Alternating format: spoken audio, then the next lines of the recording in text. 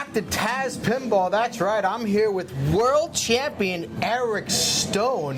Eric, TazPinball is sponsoring you this year and in the Florida IFPA State Championship. Why don't you tell us about yourself, like your current life right now, what you do, like your day-to-day routine? Yeah, most people know I'm a meteorologist in Tampa, so I'm on TV telling you it's going to rain, telling you to bring a jacket. They don't listen to me, though. See, he's got a T-shirt, right? No, but so I've been doing that for a good 20 years. I went to college, got a master's degree in meteorology, so... You did go to college. I guess I'm kind of smart. I went 7 years, I got 3 degrees, 2 bachelor's and a master's. Yeah, people don't usually know that. You know, I've been doing the whole TV thing since 2000, the year 2000, really. So 23 years I started out in Salt Lake City, where I got my master's degree, and now I'm in Florida. You've been playing pinball for a long time. Why don't you tell us, how did you get started? Yeah, so it's interesting. I was born 3 weeks early, and so the doctors told my parents when I was very young that because my nervous system didn't develop fully, being born early, that I wouldn't have any hand-eye coordination. So my mother decides, well, let's buy a pinball machine for a 4-year-old kid, right? A big-time pinball. You know, it was an Elton John Captain Fantastic. So in 1979, they bought the pinball machine, and I guess the rest is history. What was it like in those first few years? So I lived in New Jersey, but my parents vacationed in New Hampshire. There's an arcade called Fun Spot. It's the biggest arcade in the world. And I would always go there, and I remember when I was 4 or 5 years old, I would play Xenon. And I just remember playing it as long as I could, and I remember the extra ball light would light up, and I'd hear a free game, and I don't even think I ever looked at the score. And then in Jersey, my dad would take me to 7-Elevens. If you remember, 7-Elevens used to have pinball machines. Oh, that's right. And they used to have, like, the old Gottlieb machines. Yeah. So my dad, he would get a coffee and a newspaper, and he would sit in the car 45 minutes to an hour. And he gave me 50 cents just in case I had bad luck in the first quarter. But most of the time, I got to keep the extra quarter. And I'd go in 7-Eleven, and I'd play for 45 minutes to an hour on one quarter, winning free games. Games like Genie and Counterforce, you know, Close Encounters of the Third Kind, all that. And, you know, my dad would come in and say, okay, it's time to go, and I'd probably throw a fit. But then I'd leave, and there it was. For a quarter, I had an hour of fun. And we would do that every weekend, Saturday and Sunday.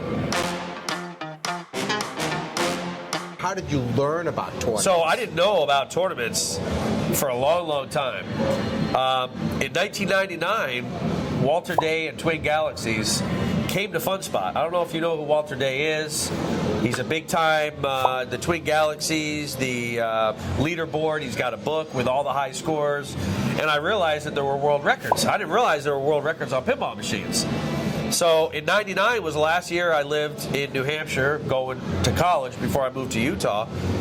And I would go down the line and I'd ask Walter, what's the high score on Fireball 2? What's the high score on Xenon? What's the high score on Grand Slam? High Speed, Grand Lizard. And I'd just go down the line and I was beating the world records on the high scores.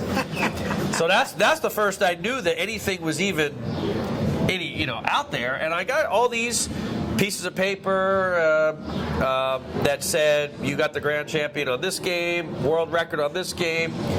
But as for tournaments, I didn't know that tournaments really even existed until I was told about California Extreme, which is in San Jose, California. And I was living in Salt Lake City. It was 2005. And I played, you know, and I did well. I believe I come in second in one tournament, fourth in the other. Won, you know, several $100s. But, you know, I just thought it was a bunch of people getting together, playing pinball, you know, kind of like it is at the bowling alley, because I bowl a lot. Just a lot of people getting together, throwing some money in the pot, and there you have it. So that's why my player number is 90. People say, wow, how is your player number so low? Your IFPA number is 90. And I said, I don't know. I guess it's because of the tournament in 2005. And then I hadn't played at all, ever. I had no idea. I moved to Florida in 2012. I had bowled a perfect 300 in Florida, and it was put on TV at my news station. And they said, oh, I hear you're a pinball player and you have world records and this and that. I said, yeah.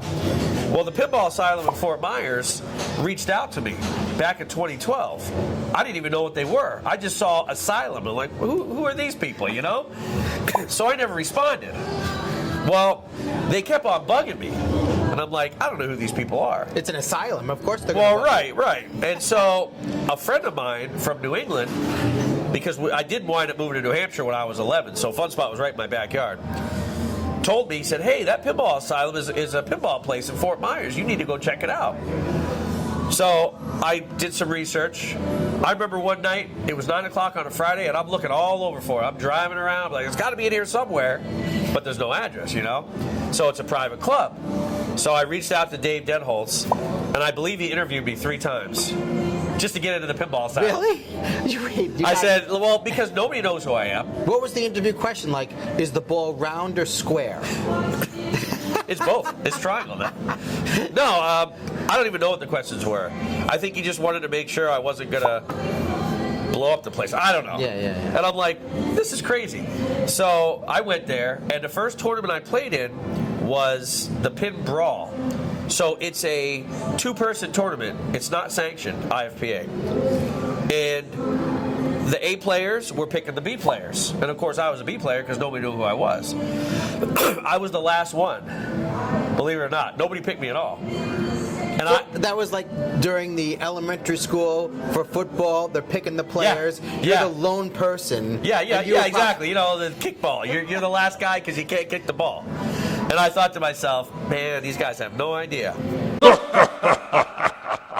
So, you know Rosie? Yes. So Rosie and I were partners. Wow. And I started playing with her. And she had no idea who you were. Well, I was really nobody. Yeah. You know, nobody knew who I was in pinball. At least not in Florida, you know.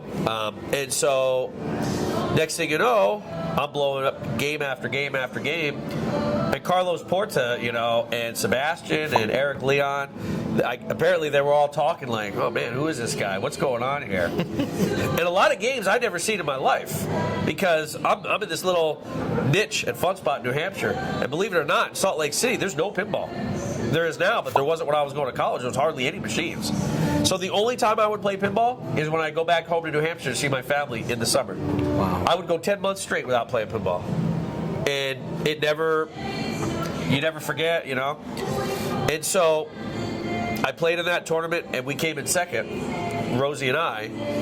And then I started playing in events. The Ape, I don't know if you remember that arcade pinball expo that my good friend Marcel runs, or he helped out down there in Miami at Hollandale Beach. I played the classics and the main, and I came in second in both. And I had people come up to me and say, "You're going to be number 1 in the world." I'm like, you only watched me for a weekend, but they were right.